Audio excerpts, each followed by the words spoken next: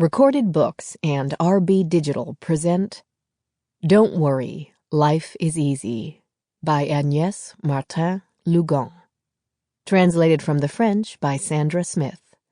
Narrated by Mia Barron.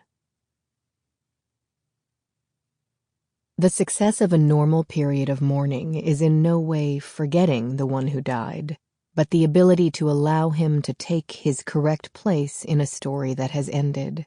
The ability to fully take part once more in the activities, plans, and desires that give life its meaning.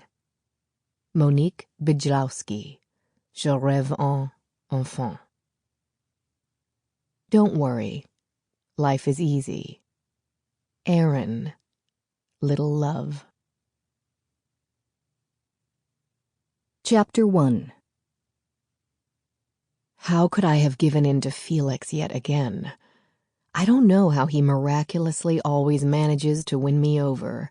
He finds a logical argument or some other way to encourage me to go out, and I let myself be tricked into it every time, thinking that maybe something might happen to make me change my mind. But I know Felix as if he were my own flesh and blood, and our tastes are completely opposite. So whenever he thought or decided anything for me, he was completely and utterly wrong. I should have known that. We'd been good friends for so long. But here I was, for the 6th Saturday night in a row, spending time in the company of a complete imbecile. The week before, I'd been treated to someone who championed organic food and healthy living. You would have thought that Felix had totally forgotten the vices of his best friend. I'd spent the entire evening getting lectured about smoking, alcohol, and my terrible eating habits. That upper-class health freak in thongs had told me quite calmly that my lifestyle was disastrous, that I'd end up sterile, and that I was unconsciously causing my own demise. Felix must have forgotten to give him the technical specs of his potential girlfriend. Giving him my biggest smile, I told him that I actually knew a great deal about death and the temptation of suicide. Then I left. The idiot of the day was a different type, rather good-looking, a respectable background, and not prone to lecturing. His flaw, a rather large one, was that he seemed convinced he could get me into bed by telling me tales of his conquests in the company of his mistress, otherwise known as his camera, the GoPro. This summer, my GoPro and I slid down an icy mountain torrent. Last winter, my GoPro and I went skiing. You know, the other day I tried the metro with my GoPro, etc. It lasted more than an hour.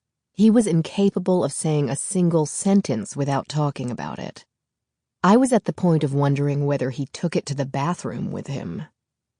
"Do I go where with my GoPro? I don't think I understand," he suddenly stopped and asked. Oh dear. I'd been thinking out loud. I was sick and tired of being seen as the evil woman who was incapable of showing any interest in what she was being told and wondering what she was doing there.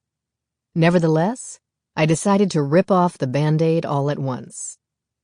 "Listen, you're certainly a very nice guy, but you're too much in love with your camera for me to come between you. I'll pass on dessert and I'll have coffee at home." "What's the problem?" I stood up. So did he. I gave him a little goodbye wave and headed for the cash register. I hadn't become so unsociable that I would stick him with the bill for our fiasco. I glanced at him one last time and stifled the urge to burst out laughing. I was the one who should have had my GoPro to capture the look on his face. Poor guy. The next day, my telephone woke me up. Who was daring to disturb my sacrosanct late sleep-in on Sunday morning? As if I needed to ask. "Yes, Felix," I groaned into the phone. "And the winner is?" "Oh, do shut up." His chuckling got on my nerves. "I'll expect you in an hour," he managed to say. "You know where." Then he hung. Sample complete. Ready to continue?